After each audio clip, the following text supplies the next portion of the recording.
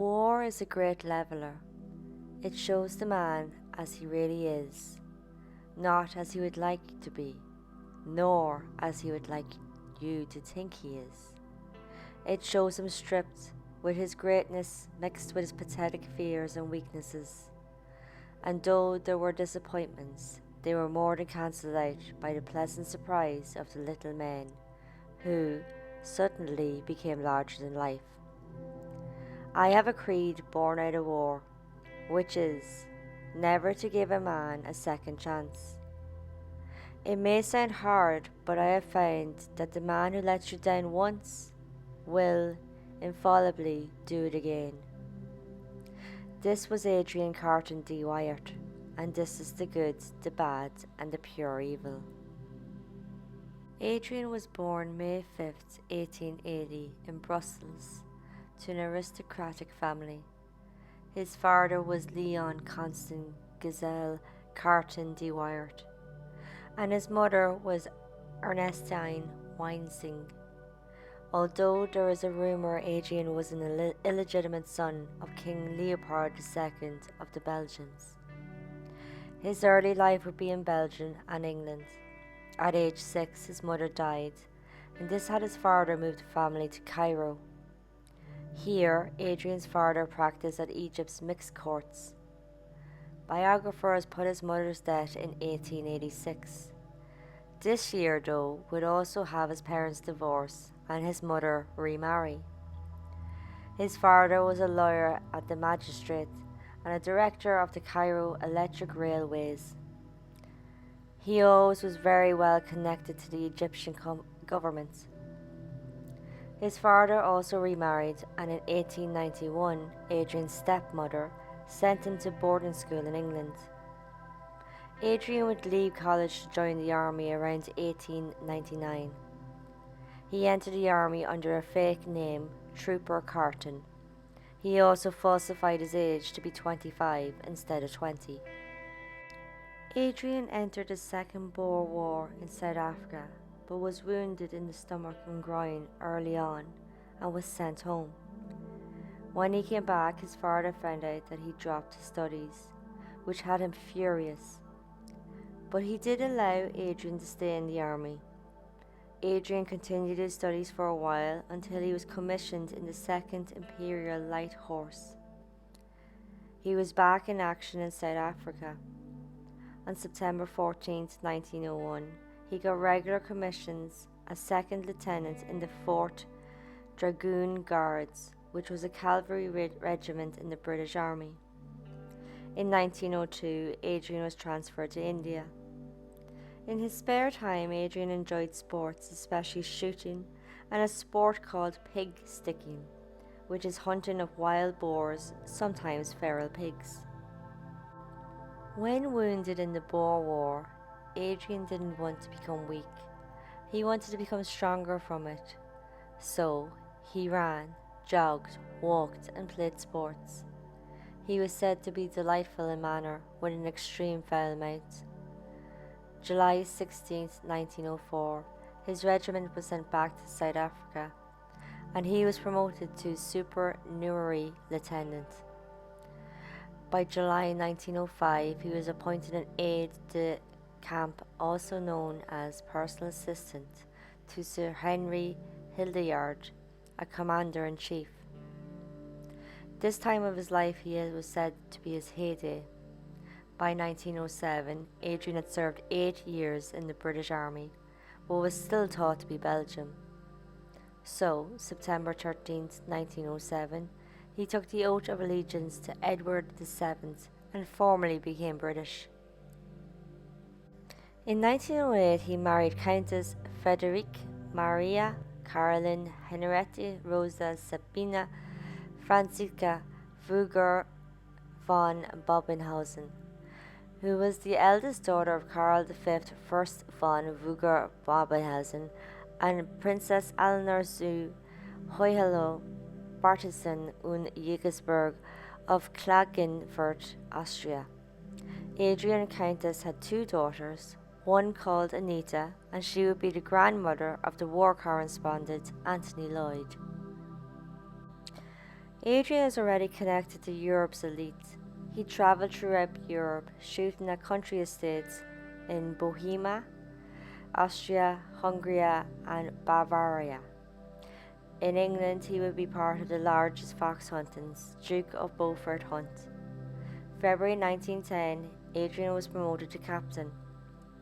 World War I broke out and Adrian was heading for British Somaliland, where a low-level war was happening against followers of Mohammed bin Abdullah, or Mad Mullah as the British called him. Here, Adrian would be second to the Somalia Colonel Corps.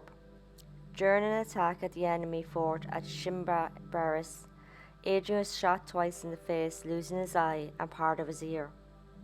He was awarded the Distinguished Service Order on May 15, 1915. February 1915, Adrian headed to France on a steamer. He took part in combat on the Western Front. He commanded 3 infantry battalions and a brigade. Here he was wounded 7 more times, losing his left hand in 1915 and pulling off his fingers when doctors refused to amputate. At the Battle of Smoy, he was shot through the skull and ankle. At the Battle of Passchendaele, he was shot through the hip. At Cabri, he was shot through the leg. And at Arras, shot through the ear. He was sent to Sir Douglas Shields nursing home to recover. March 1916, Adrian was promoted temporary to major. By July 18th, he got the rank of temporary lieutenant colonel, then to major in January 1917. By January 12, 1917, he was promoted to temporary brigadier general.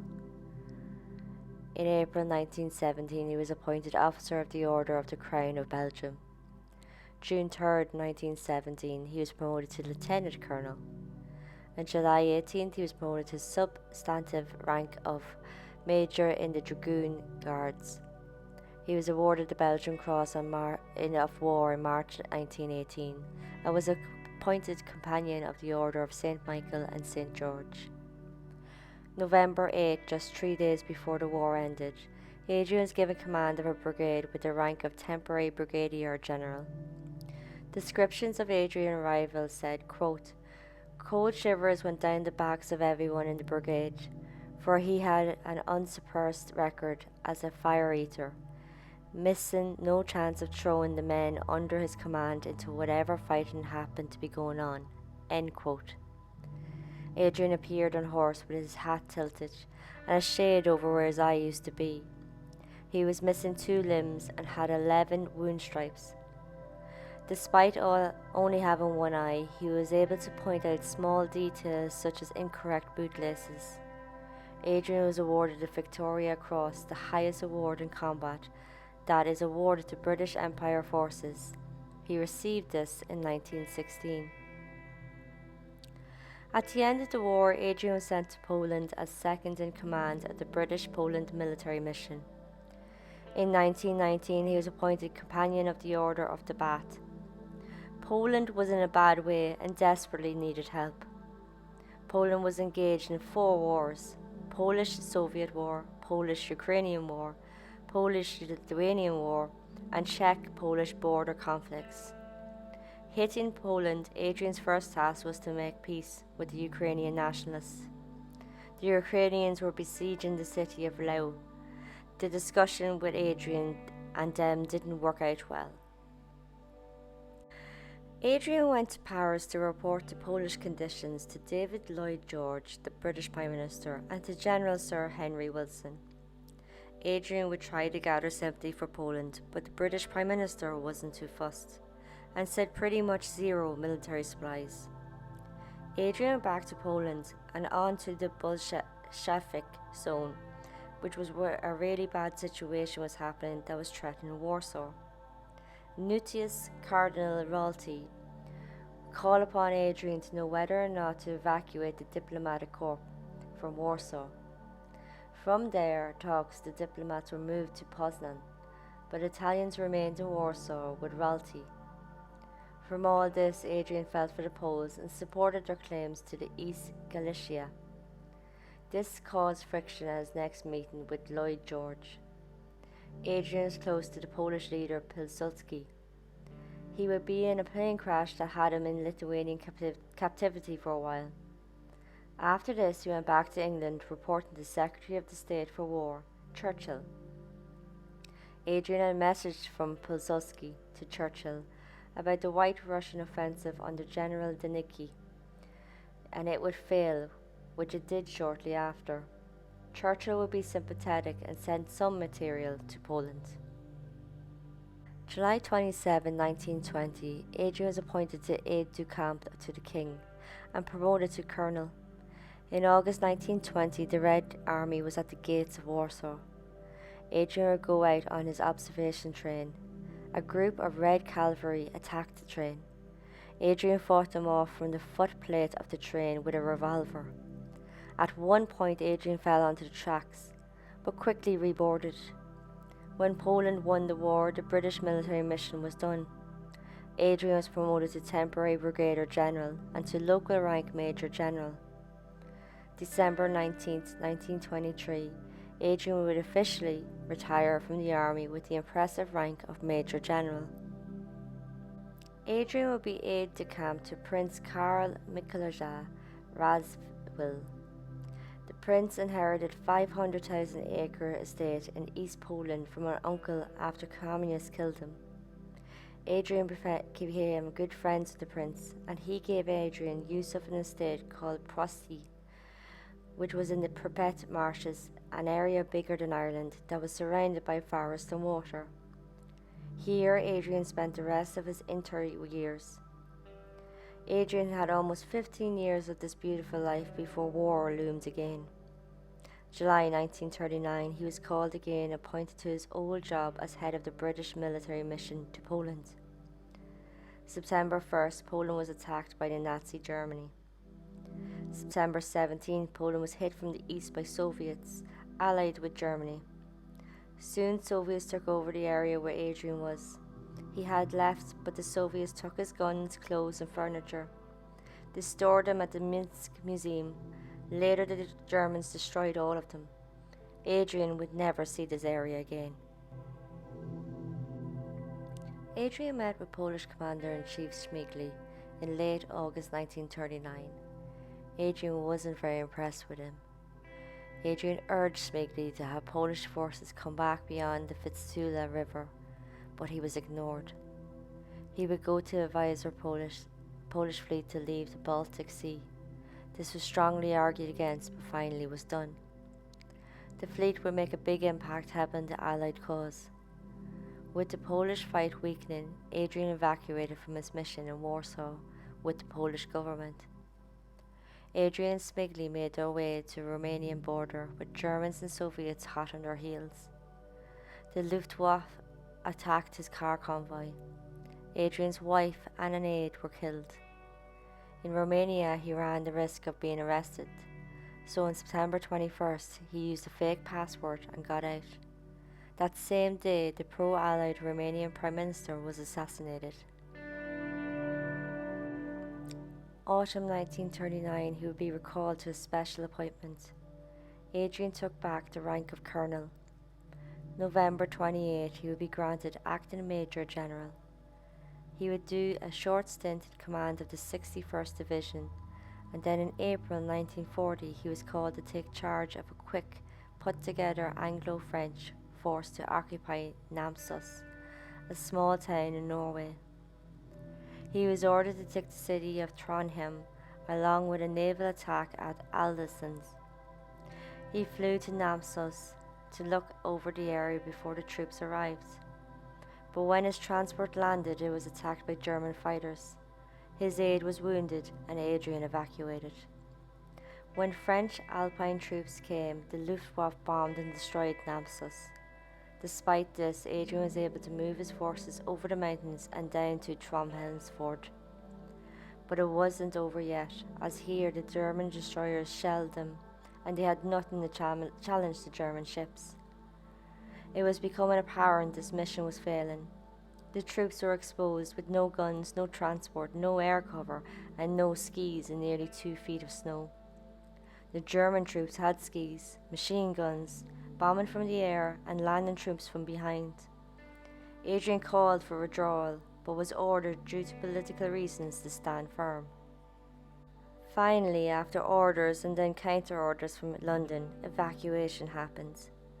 But when the day came to evacuate, there wasn't a ship to be seen. The next night, naval forces appeared, led through fog by Lord Louis Bateman, uncle to Prince Philip. They were successfully evacuated amongst heavy attacks by the Germans, sinking 2 destroyers. Adrian arrived home May 5, 1940, which was his 60th birthday, and was held at the British naval base of Scapa Flow. Adrian was posted back to command 61st Division and then was moved to Northern Ireland as a defence against invasion. But when Lieutenant General Sir Henry Pownall arrived, Adrian was told he was too old to command the division and actual active duty. November 28, 1940, Adrian became temporary Major General. He remained inactive for a while and was then appointed head of British Yugoslavia military mission on April 5, 1941. Hitler was preparing to invade the country and the Yugoslavs were asking for the British to help. Adrian travelled to Serbia to try and negotiate with the Yugoslavia government. His Vickers Wellington bomber had to be refueled at Malta, then left for Cairo. Engines failed over the Italian-controlled Libya, and the plane crashed into the sea, just a mile from land. Adrian was knocked out but quickly woke when the cold water hit him. The plane broke up and sank. Adrian and those on board swam to shore. They were all captured by Italian authorities. Adrian was a very valuable prisoner. He would be held for 4 months at Samola and then moved to a special prison at Castello de Viginci Galata. Adrian would be friendly to other prisoners and was said to be really nice and superbly outspoken. He and 3 others were determined to escape. Adrian tried 5 times, including tunneling for 7 months. One time he went 8 days before being caught. He pretended to be a homeless person. He was in northern Italy, didn't speak Italian, but fooled them by being 60 with an eye patch, missing arm, and covered in scars. So after being caught, he was brought back to prison, and then out of nowhere he's taken from prison in August 1943 and driven to Rome. The Italian government wanted out of the war. They had plans in place to leave and wanted Adrian to get word to the British for a peace treaty. From this plan, Adrian and Italian General Sanasu, a negotiator, went to Lisbon to meet allies to talk surrender. To keep this quiet, Adrian had to appear as a civilian. Reaching Lisbon, Adrian was released and headed to England, getting there on August 28, 1943. Adrian was only back a month when he was called to spend the night at the Prime Minister's country home. Here, Churchill informed Adrian he was to be sent to China as his personal representative. October 9th, he was now acting Lieutenant General, and October 18th, 1943, he left for India. Anglo-Chinese relations weren't great from World War II. A call to end British extraterritorial rights in China would come along with Hong Kong being given back, neither of which sat well with Churchill. Early 1942, Churchill was forced to ask Chiang Kai-shek, Chinese national politician, for help by sending Chinese troops to help British troops in Burma against the Japanese. After the Japanese conquest of Burma, the ex-force of 5 Chinese divisions ended up in East India. Churchill was not happy with this, as it would weaken the prestige of the Raj. So in an effort to improve relations with China, Churchill felt a soldier like Adrian would be the best option as a personal representative in China. Adrian would stay in India while waiting on accommodation in China to be ready. In India, he gained a better understanding of the situation in China. He was briefed by a Taipan and head of the Great China Trading Empire. Before going to China, he attended the 1943 Cairo Conference organized by Churchill, President Roosevelt, and Chinese General Chiang Kai-shek. While in Cairo, he became friendly with Hermione, Countess of Aranfurly, who was a wife of a friend from when he was a prisoner of war. Adrian was one of the few to work with General Joseph Stilwell. Early December 1943, Adrian arrived at headquarters of the National Chinese Government, Chongqing. For 3 years, he was involved in reporting diplomatic and administrative duties. Adrian was in awe of the Chinese people, their hard-working nature, and how cheerful they were doing it. He often flew to India to keep British officials up to date. October 9, 1944, Adrian was promoted to temporary lieutenant general and then to war substantive rank of major general. In December 1944, he managed to return home to update the war cabinet on the Chinese situation. He was appointed Knight Commander of the Order of the British Empire in 1945. Clement Attler would become head of the Labour government June 1945, and he would ask Adrian to remain in China. Adrian was assigned to the Tour de Burma front. He met Admiral Sir James Somerville. After this, Adrian was taken on the battleship HMS Queen Elizabeth for the bombardment of the East Indies 1945. This included air battles between Japan and Britain carrier aircrafts. Adrian mainly reported on the power of the Chinese communists. After the Japanese surrendered August 1945, Adrian flew to Singapore to take part in the formal surrender. He visited Peking and moved to Nanking. Turning 66, he was ready to step down and retire once and for all. October 1947, he retired with honorary rank of Lieutenant General. Heading home, Adrian in Rangoon as a guest of the army commander. He was coming down the stairs and slipped.